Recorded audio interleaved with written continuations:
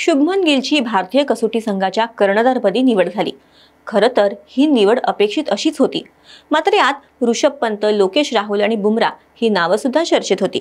अशात गिलच्या गळ्यात कर्णधारपदाची माळ का पडली आणि इतर नावं म्हणजे ऋषभ पंत, लोकेश राहुल आणि बुमराह यांची नावं मागे का पडली?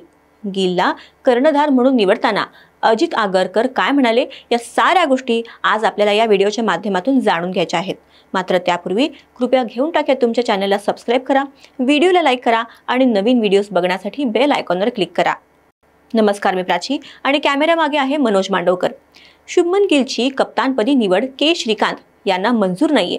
त्यांनी गिलबाबत अनेक प्रश्न उपस्थित केलेत, म्हणजे जो फॉर्ममध्ये नाही तो कॅप्टन कसा होऊ शकतो, असं श्रीकांत यांचं म्हणणं आहे। तुमच्यापैकी काही मंडळी सुद्धा याच मताची असतील आणि त्यासाठीच हा व्हिडिओ बनवावा असं घेऊन टाकलं वाटलं। लोकेश राहुल आणि जसप्रीत बुमराह ही दोन नावं चर्चेत असून सुद्धा त्यांनी ते सिद्ध करून सुद्धा त्यांना कॅप्टन का निवडलं गेलं नाही? उत्तर आहे जसप्रीत बुमराहला होणाऱ्या इंजुरीज। लोकेश राहुल बाबत बोलायचं झालं तर त्याचं वय। साऱ्याच गोष्टी आत्ताच सांगत नाहीये, पण बीसीसीआयनं हा निर्णय घेतलाय, तो का घेतलाय हे तुम्हाला व्हिडिओच्या शेवटी सांगते। मात्र त्याआधी तुम्ही आता विचाराल की ऋषभ पंत आहे की, मग त्याची निवड का नाही झाली? आधी आपण शुभमन गिलच्या एकंदरीत कारकिर्दीचा आढावा घेऊया, मग ऋषभ, राहुल आणि बुमराह यांच्यावर येऊ आणि शेवटी बीसीसीआयचा हा स्टँड काय आहे ते पाहू। रोहित शर्मा आणि विराट कोहलीच्या निवृत्तीनंतर आगामी इंग्लंड दौरा टीम इंडियासाठी खडतर असणार आहे असं सगळ्यांचं मत आहे। काही अंशी ते खरं सुद्धा आहे, कारण नव्या दमाचा संघ जेव्हा परदेशी खेळायला जातो तेव्हा अनुभवाची कमतरता असते। भारतीय निवड समितीने शुभमन गिलला संघाचा कॅप्टन म्हणून निवड करताना काही नव्या दमाच्या खेळाडूंची वर्णी सुद्धा भारतीय संघात लावली। नव्या राजाला आपल्याला हवी तशी टीम निवडण्याचा अधिकार असतो। अगदी तसंच या मालिकेसाठी साई सुदर्शन, अभिमन्यू ईश्वरन, नितीश कुमार रेड्डी, आकाशदीप या नव्या दमाच्या खेळाडूंना बीसीसीआयने निवडले। बाकी बुमराह, ऋषभ पंत, लोकेश राहुल, यशस्वी जयस्वाल असे सुद्धा खेळाडू टीममध्ये आहेतच। भारत आपल्या दौऱ्याची सुरुवात 20 जून रोजी करणार आहे आणि 4 ऑगस्टपर्यंत ते आपला शेवटचा म्हणजे 5वा कसोटी सामना खेळणार आहेत। हे 5 कसोटी सामने इंग्लंडला खेळवले जाणार असल्यानं या दौऱ्याला विशेष महत्त्व आहे। शुभमन गिलनं 2020 साली बॉर्डर गावस्कर ट्रॉफीतनं कसोटी पदार्पण केलं आणि तेव्हापासून तो कसोटी संघाचा सदस्य राहिलाय।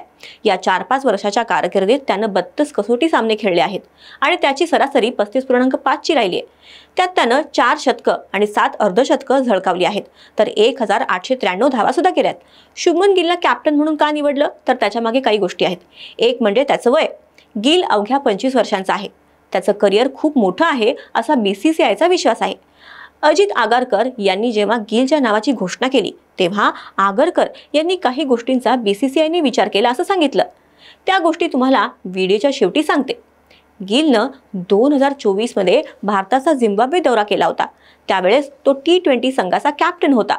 ती सिरीज भारतानं 4-1 अशी जिंकली होती।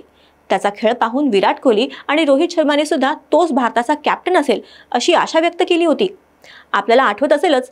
त्याशिवाय IPL 2025च्या गुजरात संघाचा तो कॅप्टन आहे आणि टीम सध्या 1 नंबरवर आहे। एक अत्यंत विचारी फलंदाज म्हणून गिलची ओळख आहे। आपला संघ सहकाऱ्यांना कसं एक युनिट म्हणून बांधलं जाऊ शकतं याची गिलला जाण आहे। तुलनेत ऋषभ पंत त्याची कामगिरी हा नेहमीच वादाचा विषय राहिलाय। भरवशाचा खेळाडू म्हणून पंतकडे पाहिलं जात नाही। ऋषभ पंत लखनौचा कॅप्टन आहे आणि त्याची संघ मालकाने कशी खडपट्टी काढली होती हे फॅन्सना पाहिलंय, त्यामुळे पंत कर्णधार म्हणून मागे पडला। लोकेश राहुल आणि जसप्रीत बुमराह अनुक्रमे 33 आणि 31 वर्षांचे आहेत। एक गोलंदाज वयाच्या 35 ते 37 वर्षापर्यंत, फलंदाज वयाच्या 38 पर्यंत खेळतो हा आजवरचा इतिहास आहे। त्यामुळे जेमतेम 4-5 वर्ष हे दोघं खेळाडू खेळू शकतील अशी चिन्ह सध्या आहेत। या साऱ्या निकषांवर आणि विचारांच्या प्रगल्भतेवर शुभमन गिल बीसीसीआयला उजवा वाटतो। आता बीसीसीआयने नेमका काय विचार केलाय ते पहा।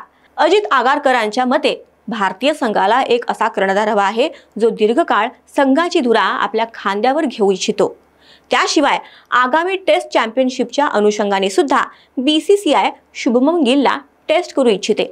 मात्र फलंदाजीचं उत्कृष्ट तंत्र, संघ सहकाऱ्यांना एकत्र करण्याची कला, मैदानावर शांतपणे योग्य विचार करून निर्णय घेण्याची क्षमता आणि वय या साऱ्या गोष्टी शुभमन गिल याला कॅप्टन्सीसाठी योग्य दावेदार म्हणून पाहिल्या जातात हे नक्की आहे।